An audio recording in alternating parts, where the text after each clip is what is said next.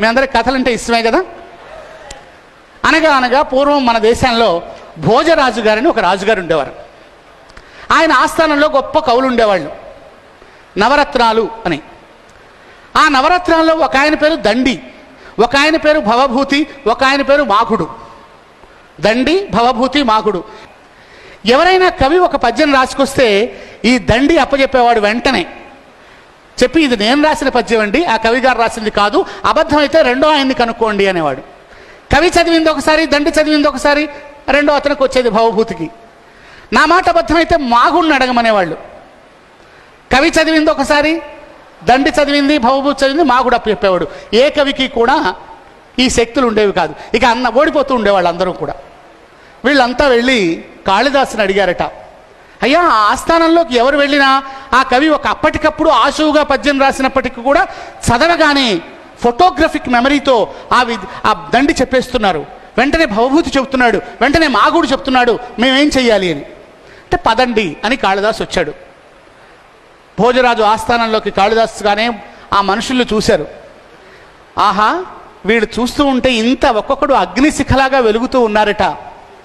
నిజానికి ఎవరికైతే ఎక్కువ ధారణ, ఎక్కువ విజ్ఞానం ఉంచాడో వీళ్ళ ముగ్గురును చూసేవరకు వాళ్ళు చాలా అందంగా ఉన్నారు.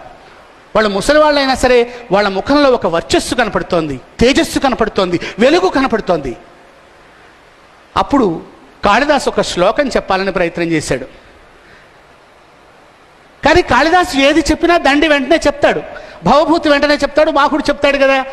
అప్పుడు కాళిదాసు దండి ముఖాన్ని పరిశీలించాడు. అప్పటికి అతనికి 70 ఏళ్ళు. 70 ఏళ్ళు వయసు వచ్చేవారికి కొన్ని పళ్ళు రాలిపోతాయి కదా. చిన్నప్పుడు కూడా మనకి పళ్ళు రాలిపోయాయి, పాల పళ్ళు పోతాయి కదా. కొన్ని పళ్ళు రాలిపోయిన వాళ్ళు తెలుగులోనూ సంస్కృతంలోనూ కొన్ని అక్షరాలు పలకలేరు.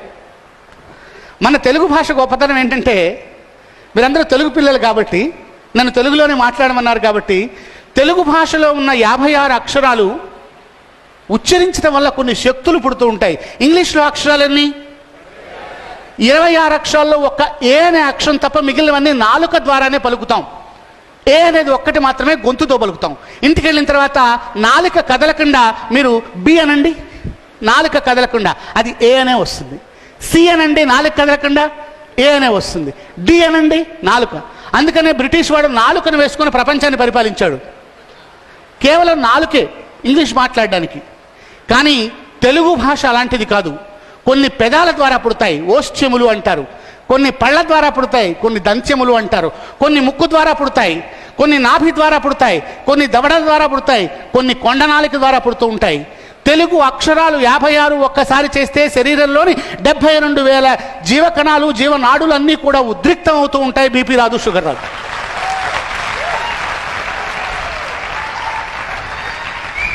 అది మన తెలుగు భాష. అందుకే తెలుగు మాట్లాడే పిల్లలు భారతదేశము నా మాతృభూమి, భారతీయులందరూ నా సహోదరులు అని చెబుతుంటాం. ఇంగ్లీష్ మీడియం వాడిని అడగండి, భారతదేశము నా మాతృభూమి అంకుల్ అంటాడు. దిక్కుమాలిన భాష వాడును. ఇంగ్లీష్ ఆయన నోట్లో ఉన్నటువంటి పళ్ళు లేకపోవటం వల్ల అక్షరాలు తీసుకొని ఒక శ్లోకం చెప్పాడు. ఆ శ్లోకానికి ఇప్పటికీ 2000 సంవత్సరాలు. ఈ శ్లోకాన్ని నేను మీకు చెప్తే మా గంపవారు మీ అందరికీ కూడా 100 రూపాయలు ఇచ్చారు కదా సార్ ఒక్కోళ్ళు, ఆ 100 రూపాయలు తిరిగి ఇచ్చేస్తారు. ఈ శ్లోకాన్ని వెంటనే నేను చెప్పిన తర్వాత విని వెంటనే మీరు చెప్పాలి. సిద్ధంగా ఉండండి. ఈ శ్లోకం ఇంతకుముందు ఎవరికన్నా వచ్చిందంటే ఆ కుర్రాడిని నేను గట్టిగా కూడా తీసుకొని హగ్ చేసుకొని I will treat him as the boy of the day or girl of the day. ఇంతకుముందు వచ్చి ఉంటే సిద్ధంగా వినండి. ఏకసంథాగ్రాహులు ఎవరో, ద్విసంథాగ్రాహులు ఎవరో, త్రిసంథాగ్రాహులు ఎవరో చెప్తారు. ఈ శ్లోకం పళ్ళు లేని వాళ్ళు పలకలేరు. జాగ్రత్తగా వినండి, కాళిదాసు శ్లోకాన్ని చెప్తున్నాను. షడ్జామజ్జ ఖరాజ్య వీజ్య వసుధాజ్జాలాంశ్చ డిజ్జాఖిరే డిజిడ్జెట్ కిత్కిధరే ధరే ఖణ ఖణ ఖడ్జూర విడ్జెడ్ భ్రమ లుడ్భ్రం లుడ్భ్రమ లుడ్భ్ర లుడ్భ్ర విపదడ్ గ్రడ్ గ్రడ్ గ్ర షడ్గ్రైస్తథా పాథౌ టేటి పటేటి టేటి టుర సత్ ప్రఖ్యాతి సత్యాదయాః.